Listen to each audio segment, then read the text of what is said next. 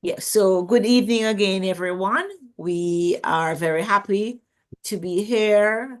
Grace Missionary Church, first Wednesday of May, Family Month, and we are having a session that is guaranteed to give us a lot of knowledge and wisdom in terms of ordering our affairs. We're having an estate planning panel discussion, and I would just like to ask Brother Cleve to spotlight our three panelists while I introduce them. That's Sister Cheryl Lewis, Sister Nicole Roberts Holness, and Sister Charmaine Newsom. And I'm going to term you ladies three the hard way. Now, collectively, these three ladies have nearly 50 years of legal service in Jamaica. They're all true professionals with servants' hearts. They are the volunteers for the Legal Aid Clinic of Grace Missionary Church, along with another attorney who could not be here tonight, that's Sister Eileen Felix. But if you have a legal problem, call the office, make an appointment, and one of these ladies will speak with you and see how you can receive assistance. Now, Sister Cheryl was called to the bar in Jamaica in 2016. She, however, specialized in tourism for about 20 years or more prior to that. She's a lover of music, an accomplished soloist. And if you attended virtually or in person the last annual convention of the Missionary Church Association of Jamaica, you would have heard Sister Cheryl thrilling us with a lovely rendition. She serves at Grace Missionary Church and the Missionary Church Association of Jamaica in specialist areas, and she is a dedicated Christian. Her motto is to make a difference in someone's life. And I can tell you, Sister Cheryl, you have certainly been doing that.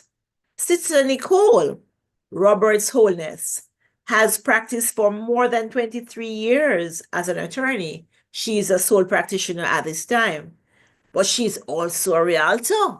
So our ladies are very flexible. When you go online and you hear about that side hustle, but they're not doing any side hustle. These hustles are legitimate and they are productive enterprises. So Sister Nikki is a proud St. Andrew High School alum, and she is the president of the PTA. She's a wife, she's a mother, she is a breast cancer survivor. Hallelujah. She's a dancer. She's a lover of music. And she says that she is a passionate Christian. And we know it's not just saying it, Auntie Nicole. We are seeing it and we are experiencing it. God bless you. And last but not least is Auntie Charmaine Newsom, an attorney for more than 17 years, but she has worked for the government of Jamaica for more than 37 years. She has been married, she says, for more than 36 years. But Auntie Charmaine, I'll have to look at your birth certificate on Sunday because I'm not understanding how these years are supposed to add up when you look like 16. She says that she is a grandmother, so she's a mother and a grandmother. And very interestingly, she is the vice president of the Land Surveyors Wives Association. Auntie Charmaine, I never ever knew that anything like that existed, but now I do. And they are very, very much involved in charitable work. So I am very much looking forward to hearing from the three of you as you present and tell us how to put our affairs in order. The Bible tells us to do it. So you are the ones that Holy Spirit has given the hands and the feet this evening to give us the practical advice. So I'm going to go off camera and I'm going to hand over to you ladies. You have until about 8:30 and then we will open for questions and answers and comments. Thank you all. Okay. Good evening again, everyone. Thank you for having me. Thank you, Sister Paula. being a part of the team. So I am going to be making a presentation on the group. I have a PowerPoint presentation, which I'm going to be sharing. And as I present, if questions come up between Charmaine and Nicole, they'll field them for us on behalf of the team. So I am going to cut the camera so I can put the PowerPoint presentation on. Okay, so we're going to be looking at estate planning. Now, just a little introduction. Okay, so one of the main objectives of estate planning is to shelter against the large cash burden of transfer tax and stamp duty payable at death. And if that's not possible, then to provide for it. So one of the first steps of sound estate planning is to ensure that you make your last will and testament. I know Auntie Paula mentioned that in the scripture and a little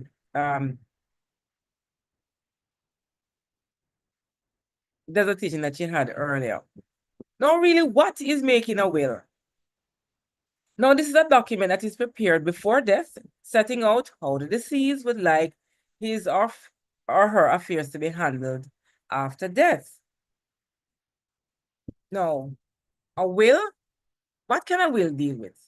So which family members or friends should get the property, your land, your personal effects, your money that you may have in the bank, your stocks, and the bonds of the deceased. So any assets that this person may own, then they can put it in the way to determine who will get it when they die. Now, they will also indicate in the will, which is how my body is to be disposed of. So, do I want to be cremated? Do I want a burial? Or do I want my body to be donated to science? So you can determine all of that in the will. I have known of persons who have even indicated how long that the funeral should not be more than an hour, or the funeral should not be more than 2 hours. So you can dictate anything you want. So the will is really of you speaking from the dead. Now, the care and maintenance of your spouse, the care of any children, like the funds for the maintenance, education and guardianship, example in a case where their children are not adults and would need to be taken care of. Also, how to care for the elderly parents or any other dependents. And of course, to donations to charity. So whatever you want to donate to charity, then you can also indicate that in your will. Now, you have what they call a living will. Now, despite the similarity in the name, a living will actually does a lot more than a traditional last will and testament. This is also called an advanced care directive. A living will is good for end of life planning and makes your wishes known regarding medical care that you may want. So you would put this document together to indicate, okay, in terms of my medical care, when you reach a point where you're not able to do it for yourself, how you want it to be treated. And in the event that you become incapacitated for any reason, and you can let the doctors know or the loved ones know what you want to be done. So it also eases the burdens on their loved one initially when as to making a decision in regarding to your health. And note that living wills will become immediately ineffective once a person passes away. So this is just really putting a document in place that, okay, this is what I want done in the event that I become incapacitated and I'm not able to take care of myself. So you also have joint wills, which is a will is really more than one will within a document made by two persons. So they can be used in cases where the spouses want to initially make each of the beneficiaries after one passes, and then establish financial beneficiaries being a child or children once the partners are gone. And it is also like a contract, though unlike a regular will, you and your spouse, your partner can make changes or revoke a joint will without permission from the other. Though you can't change it or revoke it. And that is a disadvantage of having a joint will. That's why a joint will may appear attractive. They prevent the surviving partner from changing their minds about what to do with their property after the first partner dies. And this stays true even if the surviving partner remarries, has more children, or need to sell property to pay wills. And of course, it automatically becomes irrevocable upon the first spouse's death. Now, who can make a will? You don't have to wait to be old to make a will. The law allows for any person who is 18 years or older of sound mind, and that is very, very critical. The person has to be of a sound mind to make a will. So if somebody who is not of a sound mind and they were, if you want to call it, coerced into making a will, then the will would not be considered valid. So as long as the person who is making the will makes it on their own free will, so there's no fraud, no force or duress, then that will is going to be considered valid. Now, what can be left by a will? As I mentioned, I think on the second slide, your real estate, your houses, your villas, your land, your money in the bank, your stocks, government paper. If you own a business and it has a going concern, then of course you can leave the business in the will. The building, the equipment, any personal effects you have, your jewelry, your painting, your clothing, your furniture, your books, all of that, those can be left in a will. Now, what happens if you don't make a will? You have family or strangers plundering your estate, or the estate is going to be falling into what we call intestacy. So the administrator general decides who of your relatives and dependents benefits if no next of kin is identified, money, etc., becomes government property. So if you don't make a will and you know, based on the intestacy rules, then you wouldn't have wanted that person to have gotten something. If you don't make a rule, then you would not be able to change anything once you pass, and then it is going to fall into intestacy. But what happens if you make a will? Where the deceased died intestate without a will, if I don't make a will, sorry, leaving minor children, the death must be reported to the Administrator General. And the Administrator General is mandated by the Administrator General's Act to administer intestacy. So the delay in reporting the death to the Administrator General's department can prove prejudicial to the beneficiaries, as the estate will be left without proper control, making the assets of the deceased vulnerable to depreciation, abuse, and even theft. Delay can also have cost implications, as transfer tax payable on death in respect of land, stock, and shares can incur a 6% interest charge per annum if not paid within a year of the death and the estate with minor beneficiaries. And I took this quote from the Administrator General's department's website. Now, making a valid will. So first, it must be in writing. It can be handwritten, and it can be both typed or a combination of both in order for it to be a will. It must be signed by the testator, that is the person who is making the will.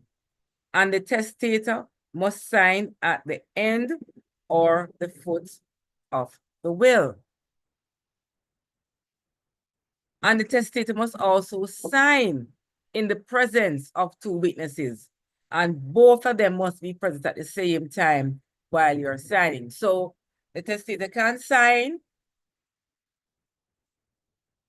and then call the two witnesses after, or one by one, to come and sign. All three persons must be in the same space at the same time while they're signing it. They must be in each other's presence when they're signing the will.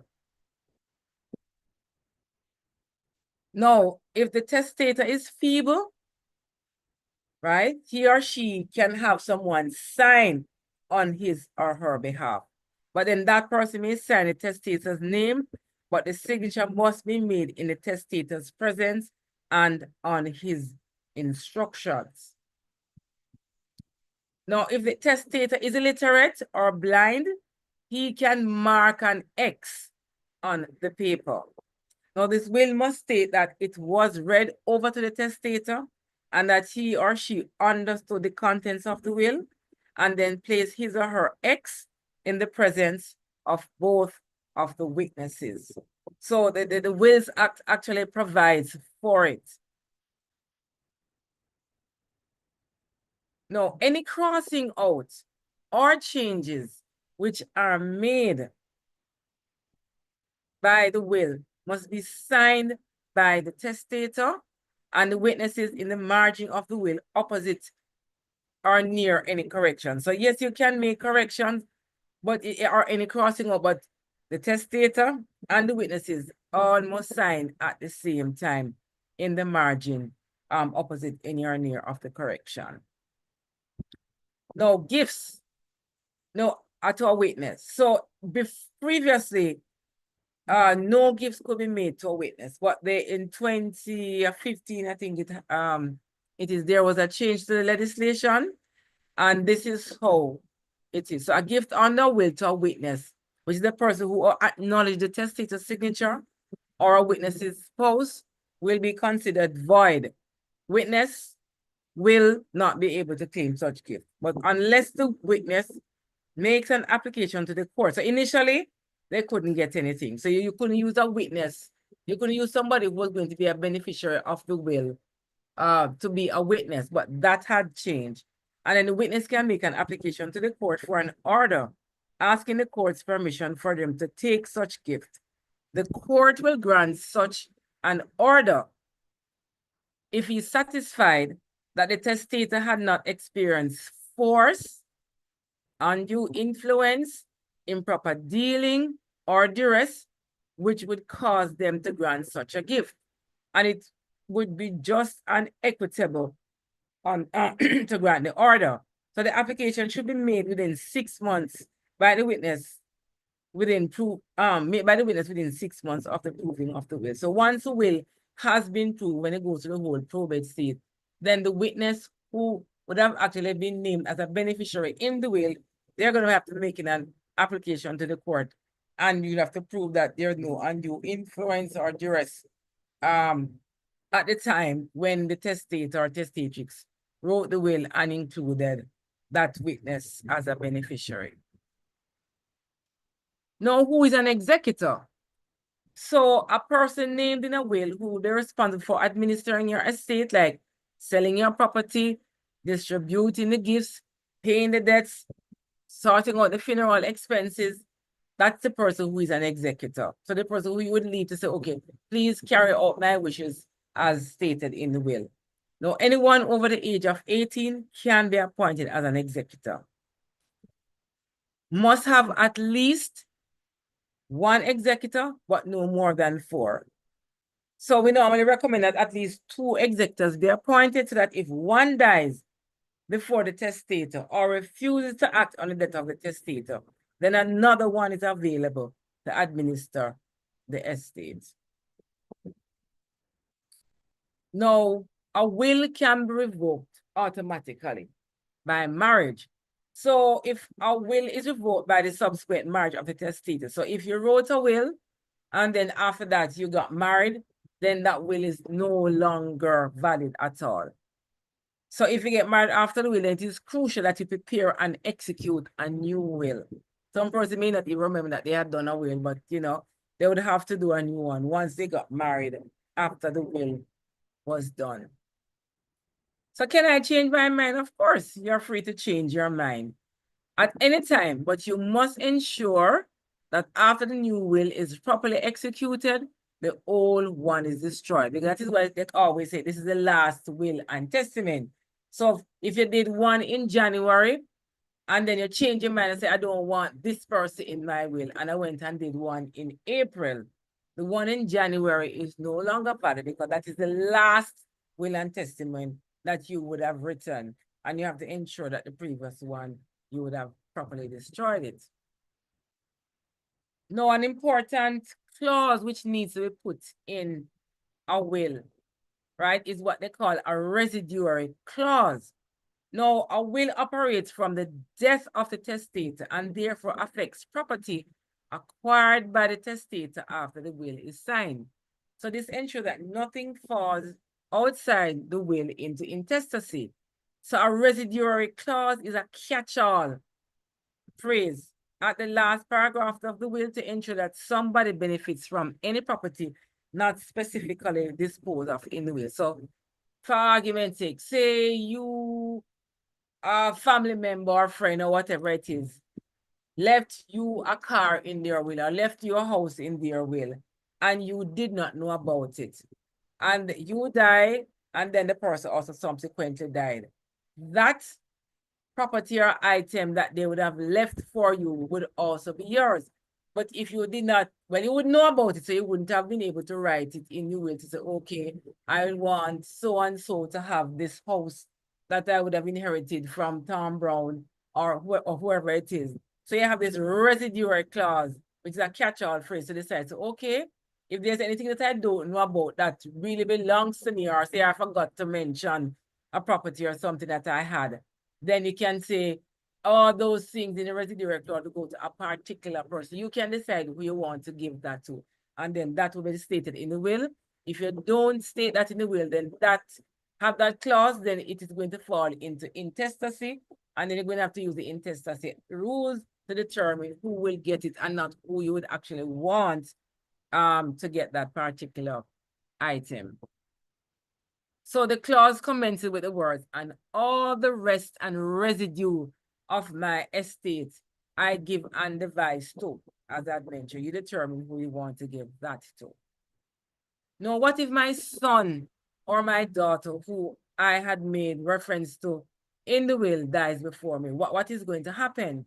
So if a person to whom a gift is given in a will dies before the testator, that gift generally or lapses. Now, if that happens, the testator can prepare another will and give the gift to someone else. Now, if not, the gift will form a part of the residual estate and be dealt with according to the residual clause. So if I had given something to my son, John, and unfortunately John passes away from me, then that gift, it is going to lapse and you will prepare another thing. But if you didn't do that and John passes, then it will go into the residual clause. The only exception by the Wills Act is where the deceased devicee is a child of the testator, then that act provides for the gift to go to the children of that child, right?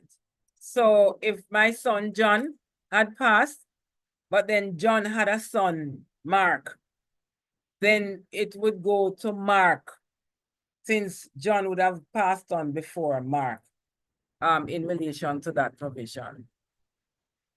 No, making a will, there are some guidelines, we normally say, when you're making a will, try to ensure that you consult your lawyer.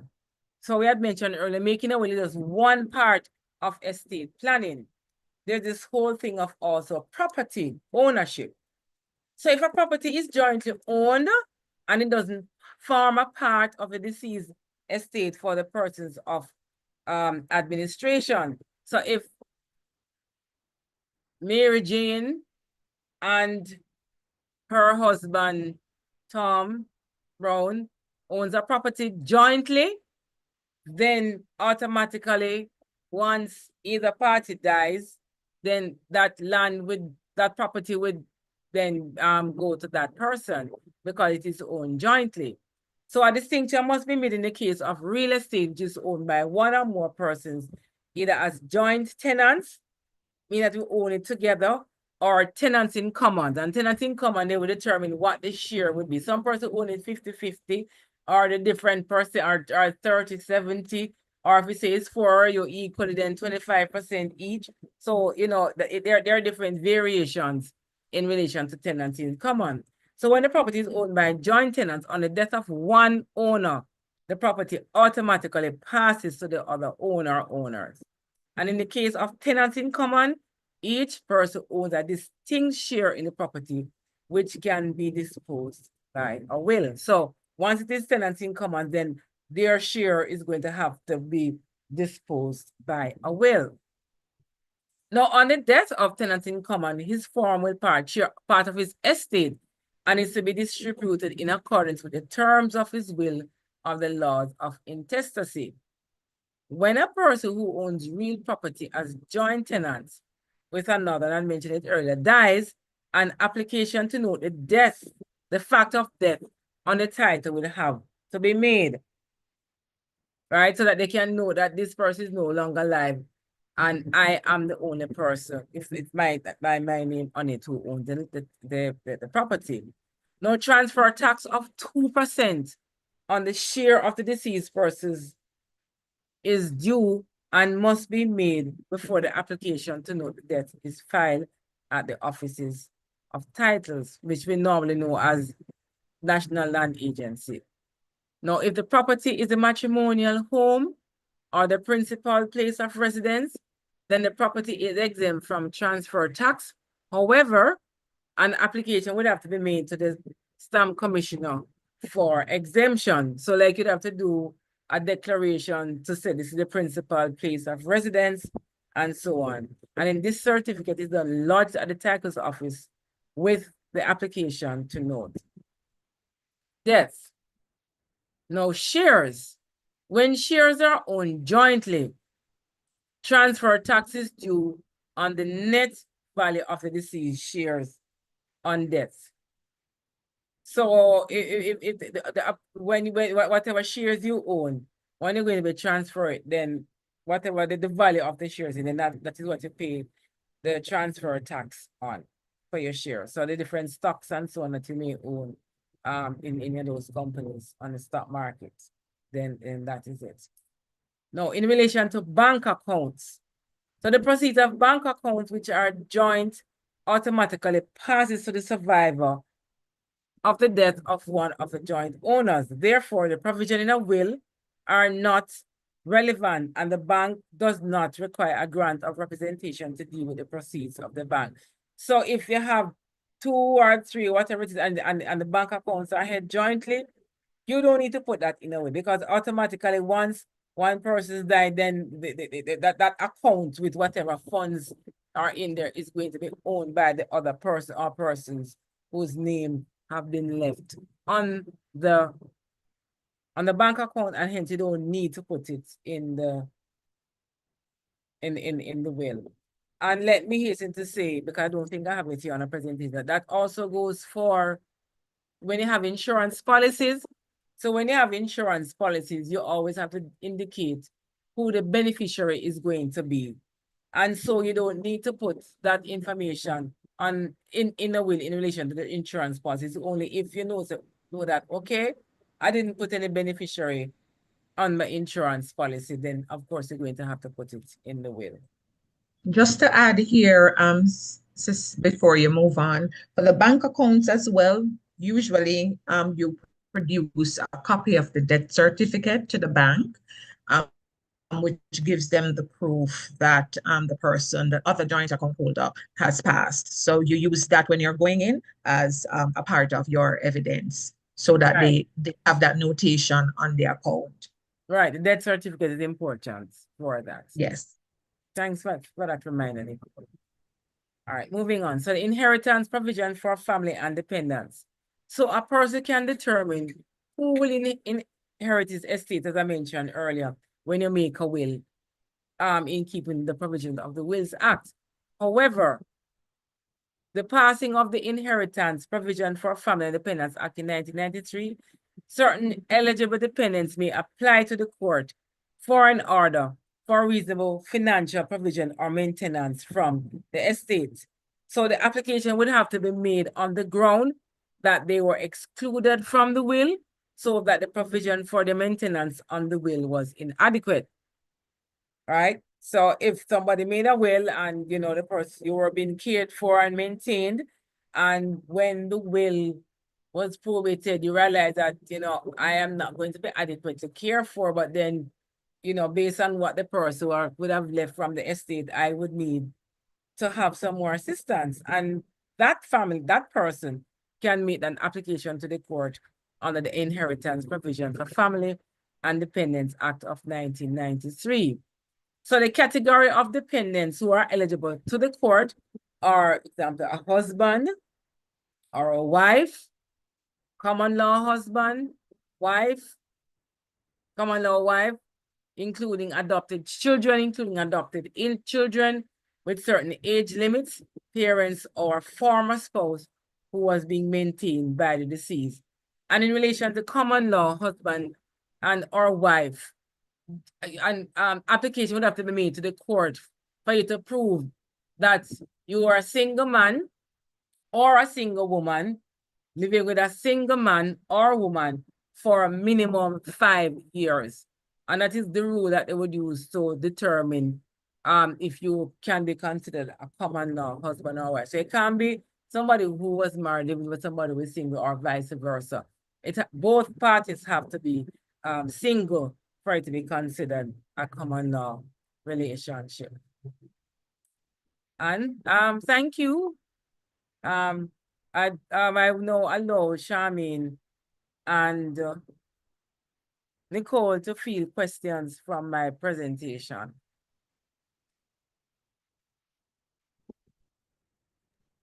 Thank you, Sister Cheryl. Before we take questions from the audience, could I just ask Sister Nicole or Sister Charmaine to speak a little bit about what we call the deed of gift? So that is an inter vivos, meaning while you're alive, natural love and affection transfer of real property as an estate planning mechanism. Thank you. Well, as it relates to a love and affection transfer, let me say good evening to everybody. As it relates to the love and affection transfer, I'm going to use an example. So my father owns a property, a house, and he decides that he won't wait until he dies before he gives it to me. So in life, while he's alive, he can make this transfer because you're not going to be paying anything. As it says, love and affection. So that is the cost, love and affection. And therefore, there is no value that is attached to that transfer. Save and except to say that when you now go to have the transfer done, then the usual costs in terms of taxes and duties will still have to be paid. And what was the second part of the question, Sister Paula? Anything you want to add, Nicole or Cheryl? I think You have that covered. You have covered it. You have covered it, right? All right, and Right. And I asked you to expand on that because my late grandmother, I remember that before she died, she had made a will, but she thought that when she dies, the will would automatically take effect. Grandma didn't realize that that will would have to be sent to the court and that money would have to be paid to the government and to lawyers to get her beneficiaries to enjoy. So what she did instead, after getting legal advice, was to do a deed of gift where she was the only one on the title and she put 4 of her children on the title with her. So from grandma alone owning to 5 of them owning. So going down the line, whoever dies first will be removed. You note their death and it will go down to whoever is the last living child. So that's what I wanted to, because I have a list here that I have been making as the presentation moved along, and I have at least 5 or 6 different methods of planning your estate other than just making a will. So I just wanted to make sure that we push that one because I think the amount of money that you save, perhaps you could give us an idea of how much money you save by doing the lifetime transfer as against waiting until after death to go to probate. I think it's a significant amount of money that is saved there. Yes, it is. Do agree with you on that point. Just keep in mind it depends on the value of the gift, because you do have some properties that are quite sizable, and in terms of doing it now, versus later, that is a benefit. But again, it's how the persons who are going to benefit. I always say this to my clients. They might, since you're going to inherit, have them chip in. I don't know if Charmaine gives them the same advice as well, because you're inheriting basically now. So it's important that those persons who are going to be added to the title, if they can also contribute, because it can also be a costly undertaking to do the transfer by way of gift. But again, it helps you know to plan and foresee what can happen after death. So, you know, it's really weighing what you have, a 10 million property, adding persons versus waiting until after death. And, you know, death taxes, if you don't probate the estate within a year of the person's passing, then interest starts to accrue against the estate. So it is looking at both sides, what you can do now financially, or you just say, listen, when I transition, they can deal with it after that. So you have some testators who look at it that way, while others, you know, based on children and making sure that your wife and your kids are taken care of, will add them from now. Just want to point out with the love and affection as well, if there's a mortgage, that is something, when there are minor children, if you want to add your minor children, most mortgage institutions really don't like when you add children. You have to put in a clause which still allows you as the main person to be able to deal with the property, even though you might have children. Most of the financial institutions I've come across, I don't know if Charmaine has the same experience, don't really like when you put children on your title or do a transfer by way of gift that includes minors. But there is an exclusion clause that can be used in the event of.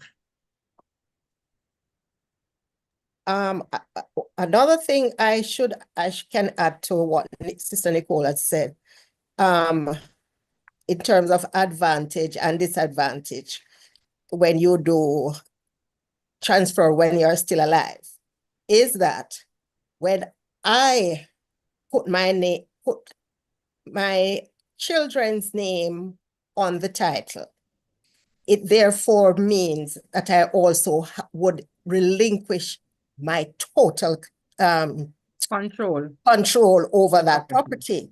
So if Correct. I am here and I need to take a cruise and I'm going to get a mortgage, the children might not agree. I'm finishing it for sis. all the persons who are now. And if I may just interject here as a banker, Yes, right, sir. there are many times we would have told, surely I would have suggested to my clients, listen, if you put your child's name on the property and you want to pledge that property as collateral, you may have you need to understand the thought process of your child or children, because that could cause a problem. Correct. Straight up. So Mhm. that is something that from I know in another jurisdiction, as it relates to the live transfer, I'm going to say live transfer, what they call it is, or what they do is equal to what is called a reverse mortgage. As Sister Paula had mentioned, if it is, for example, I am doing that now, so therefore the only cost, quote unquote, my children would incur is to pay whatever government duties and taxes. But I have the opportunity to now to also say, I'm going to, you will have to now ensure that these expenses relating to the house, you will have done this for you. So it can be done, but it has more advantage than disadvantage sometimes, because, for example, I put my minor child just under 18 on the title. And within 5 years or so, she would have finished university, want to buy somewhere for herself. So Correct. therefore, you would have now denied her the opportunity of receiving her NHT mortgage. Or you already have a benefit and therefore you won't be able to benefit from Right, because you're going to be NHT. But considered then entitled. You're considered entitled. yes, Mhm. right. All right, So so that's thank another you. consideration. Stage of life you are in. Just an aside. Yeah, Yes, Sister and Mary. then Anna. So Elder Mary, we're recognizing you, ma'am. Good night, everyone. Thanks for the interesting presentation. I wanted you to tell us a little more about the living will. Is it done on the same kind of form as a general will? Do you have a special form for the will? Do you need witnesses as with the will? Could you tell us a little bit more? And then I need you to let us know if you die without a will, what happens? Both if you're married or you're not married, you have children, you don't have children. What happens if you die without a will? Thank you. When you're answering regarding the living will, I had written a note whether living wills can be registered at the RGD. And there's a question in the chat from Sister Dana Reynolds, the difference between the living will and the power of attorney. So you could deal with those together, and then we can look at the whole issue of intestacy, which you did mention, but perhaps you will have to zero in a little and do that chain of persons who will be entitled under intestacy. No, I was asking to just repeat the question one point at a time. All right, so I think Sister Mary wants to know what exactly is the living will? Physically, how is it prepared? And I was asking, is it something that is registered at the RGD, like the power of attorney? Sister Diana Reynolds wanted to know the difference between the living will and the power of attorney. I know that Sister Cheryl spoke about the living will in the presentation. And the living will, we could easily say it has a similar standing as a power of attorney, because the minute one dies, the power of attorney and the living will is lapsed. It's void, it cannot be used. So these are two instruments that are used while you are still alive. So the power of attorney gives the instructions. The power of attorney is registered at the RGD. It has to be stamped and then registered with the RGD. That's the power of attorney. Right. Where it involves property, it also has to be registered at the National Land Agency.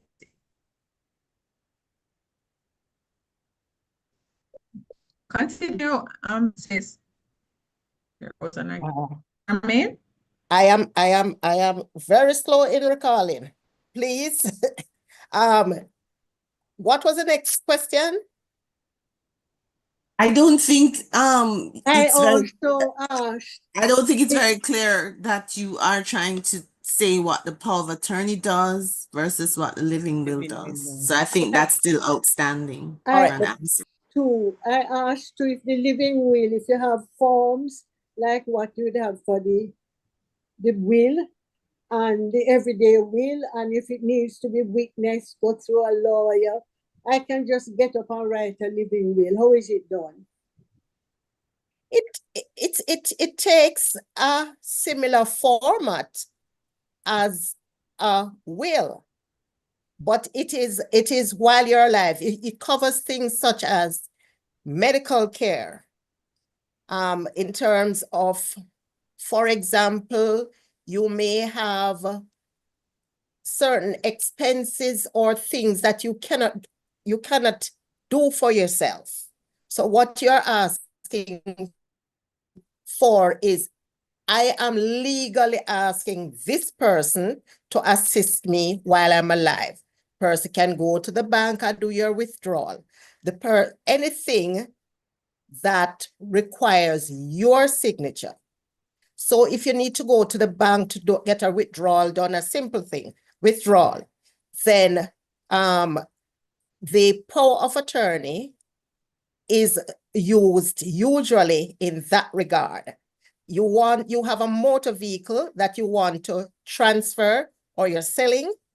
The power of attorney is sufficient as long as it gives your executor the power to deal with this particular motor vehicle, because the tax administration is very strict when you use a power of attorney for the purpose of disposing of a motor vehicle.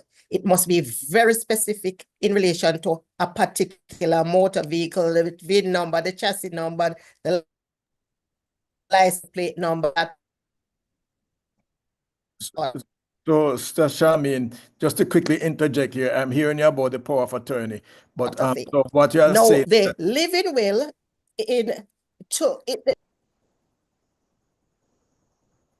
break it up. I think Auntie Charmaine's internet is not stable, so you're not flowing, Auntie Charmaine. We're not hearing you fully, unfortunately. Oh, yes. Let me see if it's any better. Any better? A lot better. A lot better. Great. All right. So the power of attorney, I would want to equate it to say it gives your attorney, an attorney in this case is not the attorney at law, the person who you're giving the power to.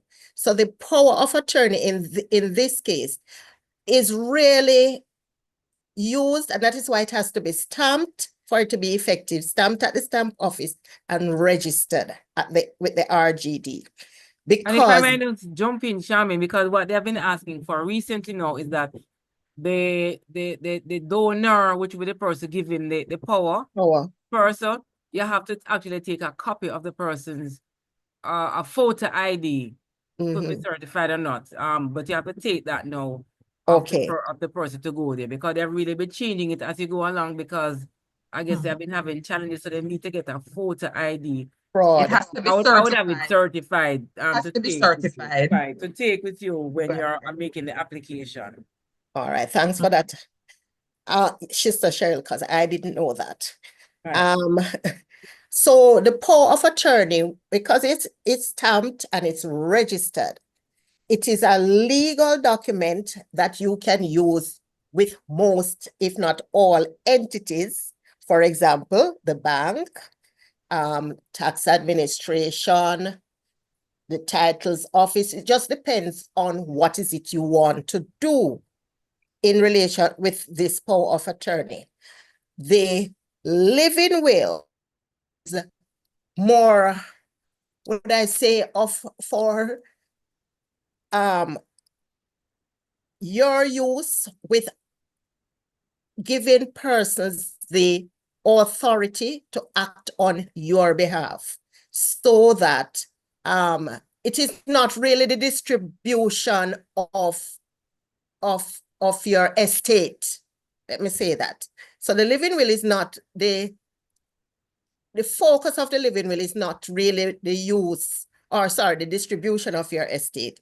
It is also to say, in the event I am sick and I'm unable to speak, this is the hospital that I want to go to. If I am unwell and unable to speak, this is what I need for you to do for me. But I don't know if it is registered, and Sister Cheryl and Nicole can assist me here, if it has to be registered, the living will. The term will is a bit of a contradiction for this. I know we refer to it as that. But Yes. Sis Cheryl, I have not done one in ages. I don't know if Sister Paula can help us here. But unlike the power of attorney, I don't believe the living will is registered. So I'm not totally Yeah, I'm not sure. I've never done one before. Yes. I am not sure. We are aware that these things do exist, where instructions are given and need to be carried out to the the best ability of the individuals who have been given. So there, I know Elder had asked if there is a form, but I believe the same signature, the person who is giving the instructions would need to sign, just like the testator, have it witnessed. So it has that legal backing just the same. But I am totally not sure about whether it needs to be registered. Yes. I am Because not it sure might- either, but I'm trying to verify if that is so. So we can come back to that when I get a Right. Okay, I was then. gonna jump in. I'm not gonna give Jamaican advice, but I am gonna say that the content of what we're calling a living will is viewed in the US more about your healthcare power of attorney.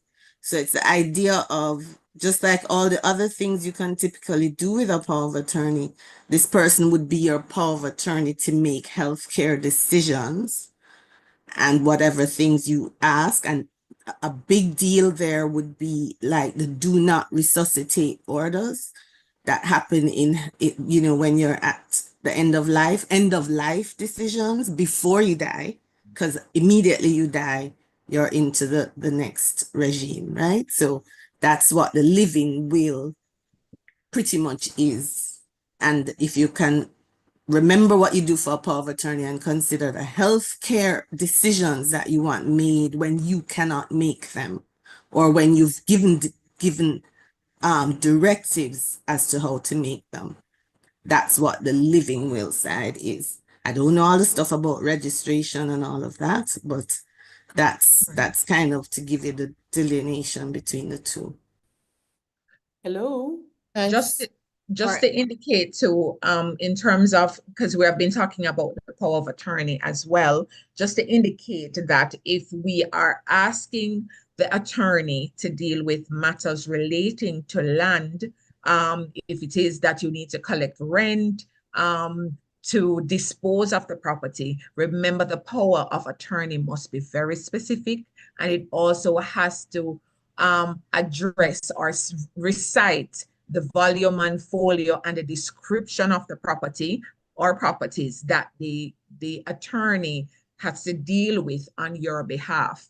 So it's also imperative that the document is also lodged at the titles office. Usually what I do before it is registered, because titles office does have some nuances that need to be contained in that power once land is a part of the instruction that you're giving the attorney to handle.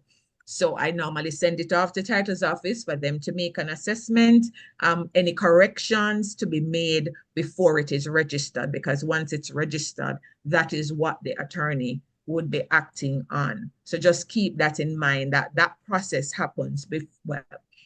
That's what I do before I send it off to RGD for registration. And just backing up Cheryl, that nowadays, because of the increase with scamming and that sort of thing, they require now that the IDs for the donors are certified as well. And they are very meticulous. You can't have two different JPs witnessing or that sort of thing. They're very strict, and they look at this and they will bounce it for things like that. So that is something that we need to be aware of as well. And I Right, just so- just wanted to add that I have seen on a number of occasions where if the power of attorney isn't specific enough, right, even when it has gone through the process of being stamped and registered, it is not accepted. Correct. It has to be very specific. Very, very, very, very specific. And especially when it comes on to land, dealing with land matters, and so on. Yeah. Sister Paula, Brother All right. Carr. No, hold on, please. Sister, well, Elder Mary had asked about intestacy. As I indicated, Sister Cheryl did refer to that in her presentation, but I'm just going to ask her to reiterate the point regarding intestacy. And then we also have to recognize Sisters Dawn Ashley, Gail Niemeyer, and Diana Reynolds. So let us just answer the question that Sister Mary asked, what if you don't leave a will? And then we recognize the three persons who have either raised their hands or posted questions in the chat. Thank you. And I'm making a note as well, Sister Anne Logan is there. And so let's answer Sister Elder Mary Clark, and then we can look at the other sisters who have their hands up or they have posted questions in the chat. Thank you.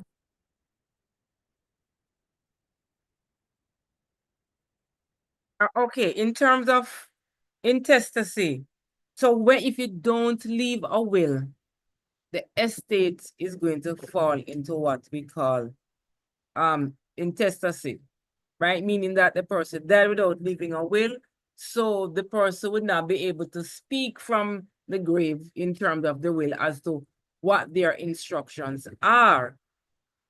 And so you have what is going to be governing it now, the Intestate Estate Properties and Charges Act.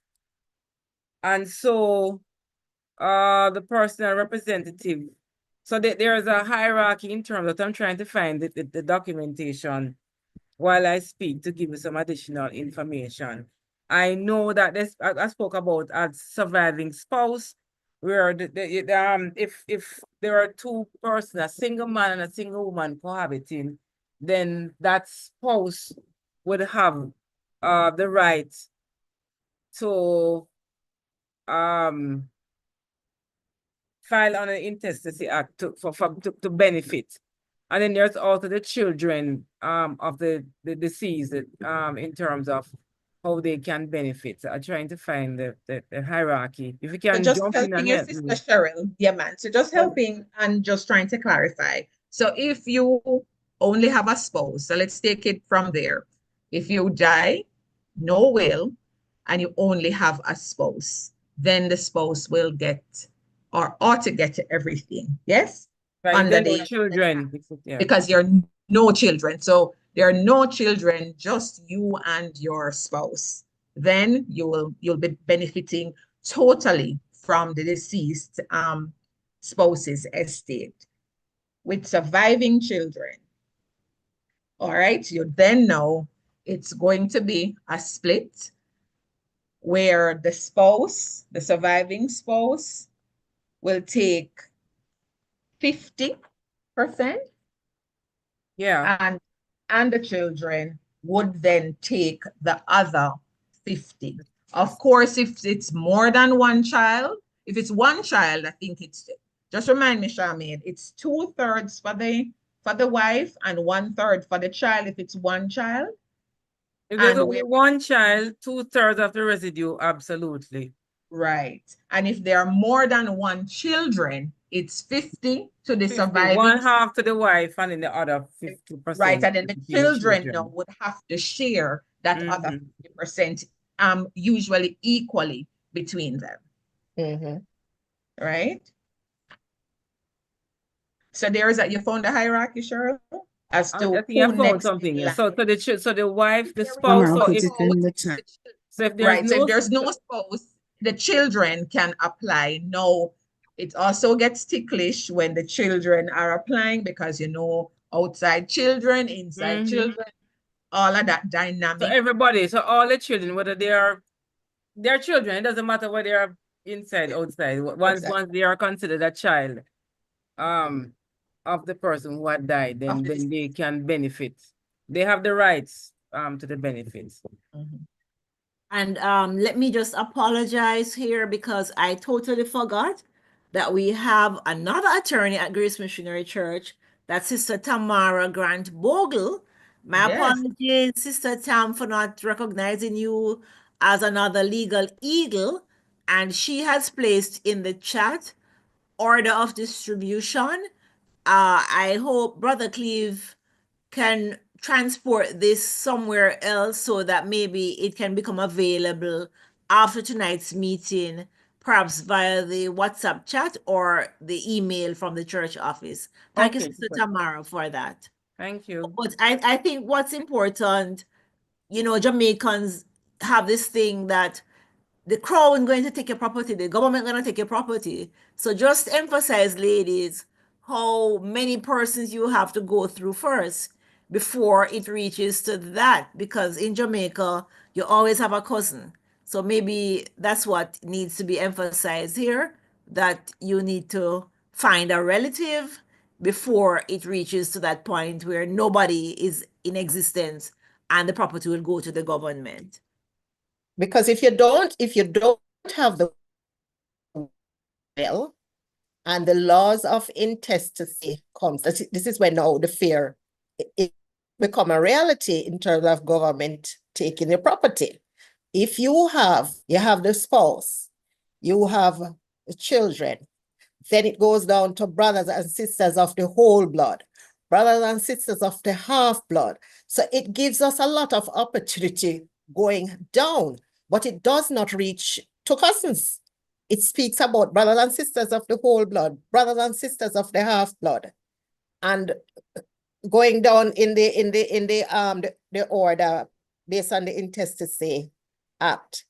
And if it is, there is no one to receive the benefit, then it is considered going to the crown, or it goes to the crown, because the terminology used, it's bona vacanta. Yeah, Yes, you have nobody to give it to, and it remains the property of the government, or the crown, I should say. All right, thank you, ladies. Could we just, I'm coming to you, Sister Dawn Ashley, in just a minute, but because Sister Ann Logan asked a question that has some bearing on this point, where a property is owned via tenancy in common and one party dies without indicating in their will the name of a beneficiary of their share of the property, what are the steps required to solve this issue? So, since we're speaking about intestacy, perhaps one of the attorneys can try to answer Sister Ann's question, and then we are going to go to Sister Dawn Ashley. And ladies, I know that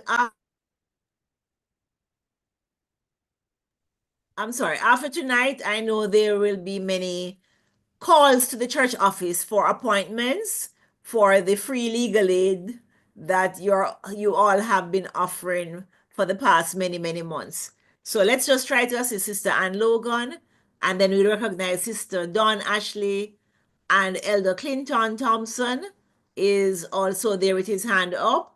And Sister Diana Reynolds, we note what you have inserted in the chat from AI.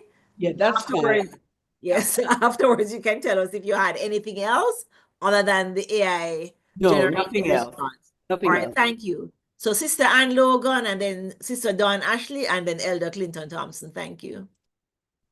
Yeah, so panelists, are you seeing the question from Sister Ann Logan? I read it earlier. Property owned as tenants under tenancy in common. One party dies without indicating in their will. Who is their beneficiary? What happens then? Okay. Okay, go ahead, Sister Cheryl. Well, so as I said, for tenancy in common, once that person can determine in their will who would get their share that they would have in the property in terms of the tenancy in common. If they did not leave a will, then it goes straight into intestacy. And as we had indicated earlier, we have to follow the intestacy steps in relation to who would benefit from that share of the person based on the intestate rules. What Sister Anne is seemingly asking is that the party who died did not indicate. So the two tenants in common, one had a will, but did not name a beneficiary. So then I'm thinking it goes to the residue, since nobody was named. So the residue clause would then now be what we look at, because most of the times, I leave all whatever it is, that residuary clause is so important. So in this instance, Sister Anne, we'd now have to look to the residuary clause. That's my interpretation of what you're asking here, or what is possibly required. Since a will is in place, let's look to the residuary clause to see who is it that would benefit, because then that property would automatically fall in that clause, since no provision was initially made, or there was no device to anyone for it. So we'd have to look at the residuary clause. Most residuary clauses, if there are children, they'll normally leave all of whatever else is left in equal shares. That's what you have seen, or they leave it to one or another. So we'll have to, I would suggest that we look to that clause in the will to resolve. Thank you. Sister Dawn Ashley, I'm recognizing you, ma'am. Okay, good night, everyone. I want to ask, the question I want to ask is, Sister Cheryl make mention of residual clause. What I want to find out, if you have a will, but you die from an accident, and that accident, because it is an accident, the insurance company would have paid out some money to you after death. Would that be in the residual clause? And if it is, how would it be captured in your will? I think you almost answered the question yourself, Sister Dawn. Because remember I said earlier that say you commit some money or whatever it is, or estate that you weren't aware of. That is why it's important to have the residuary clause to capture all of that. So whoever you would have had in your will stated in the residuary clause, that would have been, the fund would have been paid over to your estate. Because you died by an accident, and whoever is the beneficiary under the residuary clause, then that person would be entitled to whatever would have been paid into the estate of the person who died. So the follow-up question is, I'm thinking that every will should have a residual clause. It must. That's what it must. Okay, okay. That's one of the standard thing. It must. You must have a residuary clause. You must say who you're going to give the things to. You must say who your executors are, and it must be signed at the same time by the executor and the witnesses. And if you make any corrections, then all three persons, the testator, testatrix, and the witnesses must put their initial beside where you're going to make any change. So there are certain basic things that must be there, or the will is going to be void, and then you would have died intestate. Okay, thank you. And just to add, if it is, when you are preparing your will and you say you're leaving the chunk of your estate to your children, but you have a sister that, or a sibling, a cousin that you want to benefit from a gift, that person, you can put them solely in the residual clause to say, all the rest of my residue I give to my cousin John Brown. So John Brown doesn't have to be in the, I'm going to say, the body of the will, or earning any portion of the chunk of your estate. But you can also say, I'm going to leave the rest and residue. It might come to a minimal amount, but that person can still benefit without being named in the main part of the will. Okay, okay, thank you. Oh, I have a question here which was sent directly to me, but I'm just going to throw it out. How do you deal with an executor who has become senile, one of three executors? So I don't know if Charmaine or Nicole want to just provide a response to that question. Well, the other executors, and that's why it's so important to have more than one executor, because I've seen cases where you have one executor or two, and one refuses to act. The estate is there languishing for years, and it would be good if both, but the law does provide for one executor to proceed without the other. And if senility is in play or dementia, then the other executors can still reserve the power to that executor who is incapable of proceeding. So the other two can proceed to apply for the grant of probate in the estate, but reserving that power to the other individual. Because if they now go through to prove that he, in terms of dementia and so on, that might be holding up the estate. So it's good that more than one persons are named as executors, so they can still proceed under the law, reserving the power to that other executor. Seeing that the scenario says 3 executors. That's my take on how we could proceed there. Thank you, ladies. Elder Clinton, I'll be coming to you in a minute, sir. But I'm just going back a bit to Sister Gay. I'm sorry. That's Brother Carl Niemeyer had asked, going back to the love and affection transfer, can this be done to a child who is married? If so, is the spouse now a part of that transfer? So I will leave that to the panelists to answer, Uncle Carl, but I will let you know that what my grandmother did, at least 2 of the children that she left the property to are indeed married, but they're on the title as individuals, not along with their spouses.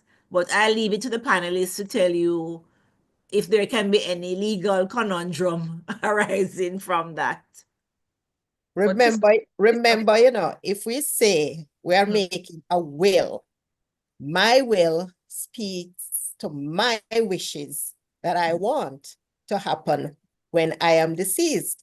So I am not aware of anything that would prevent me from leaving my house or any property to my child without involving her spouse. It does Well, not. in this case, the love and affection, Sister Paula actually answered it in any event that it is really the child who you are seeking to add to your title and not the spouse of your child.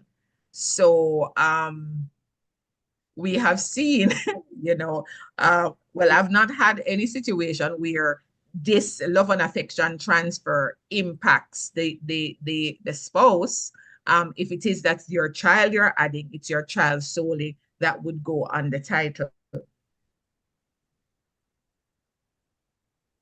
In agreement with me, Charmaine? Yes, and I Cheryl? completely. Okay. I mean, I agree with you. I think probably what Brother Clinton is worried about, is Carl. concerned is that if the son, who is also married, that the spouse would not want to make a claim on that property in the event, say the marriage went south and want to now make a claim.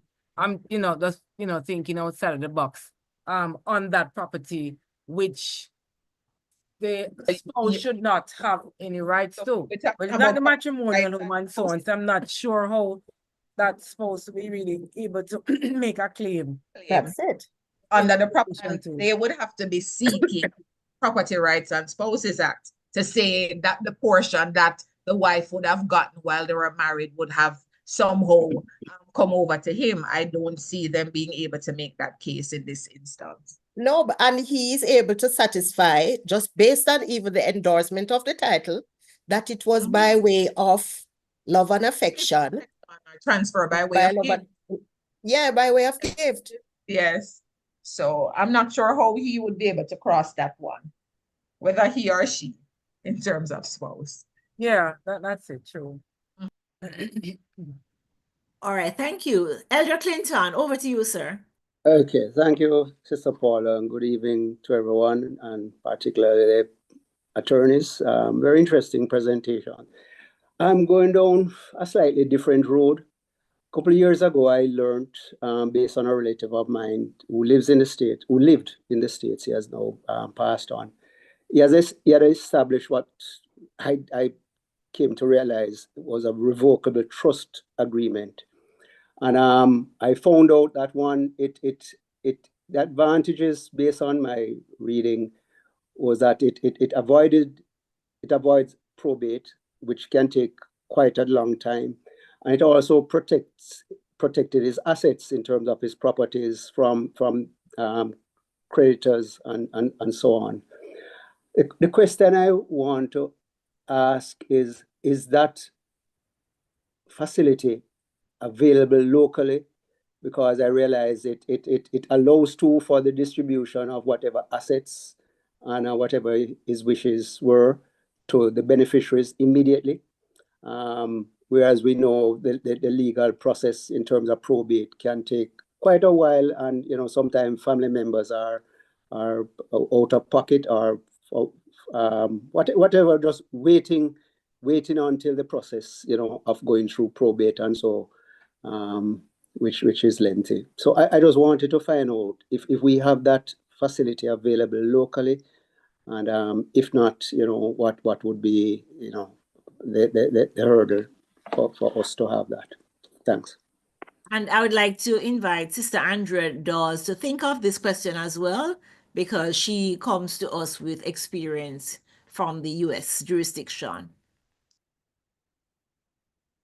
So our panelists, please jump in. Do we recognize this in Jamaica? Can this be acted upon? But if Sister Andrea wants to comment from her perspective of knowing the US system, feel free. Thank you. I will comment on just in a limited way. In terms of the trust, yes, we have trust. You have irrevocable and you have revocable trust. You find that persons with very large estates will use the trust, create the trust. So when you check my asset base, I own nothing, because all my assets in terms of business and or personal is registered in the name of a company, because that is also one of the ways that we can avoid paying a large amount of tax. So you can make it revocable, you can make it irrevocable, depending on the purpose as to why you created the trust. Sister Shirley, you want to step in here, or Nicole? Maybe Nicole, or I don't know, tomorrow. But yes, Brother Clinton, it does work. It does operates in Jamaica, because if you follow certain things in news items, etc., you will find that a lot of this is done in Jamaica, but as I said, very, very, very large estates. Not that it is exclusively for that purpose. I can create a trust because I want to have a trustee. I have young children, and I want to ensure that my estate is properly managed, that it continues on and is able to support my children, support my family, and cash is made available when required for specific things, for the purposes of health, for the purposes of education, that sort of thing. So it does exist.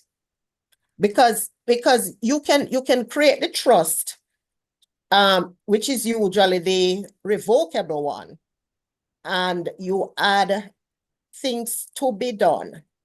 And you say, you give the lifetime, you can include the lifetime that the trust, or you can just simply say should have, or you simply say it is irrevocable. It is revocable, or it is irrevocable. Okay, that's a good place for me to just comment that I think that the irrevocable one has a certain kind of tax treatment in the US, in the states that have it, and pretty much they all do. But it's that when you make it irrevocable, you don't have the person who created the trust.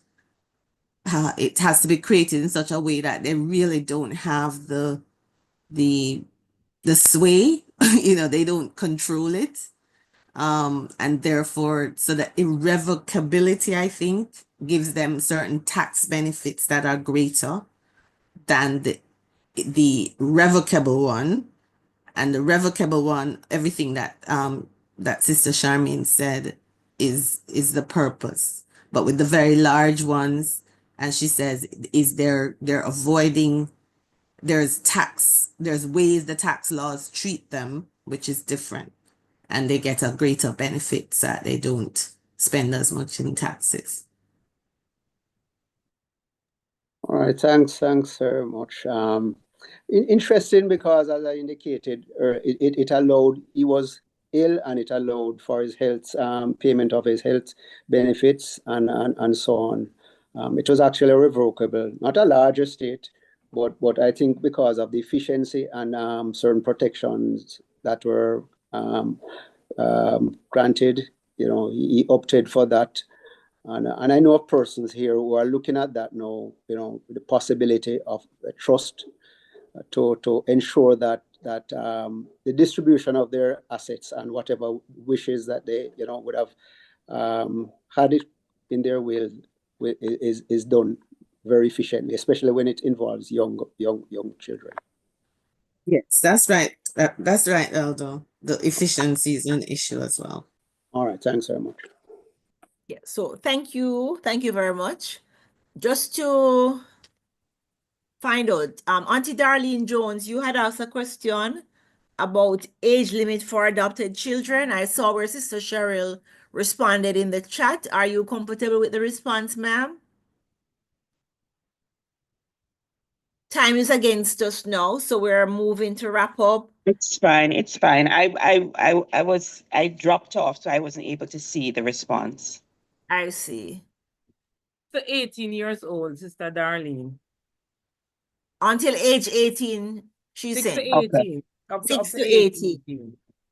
And right. We had YouTube coverage for the panel discussion. It means that we can go back and we can listen again. This is a valuable resource.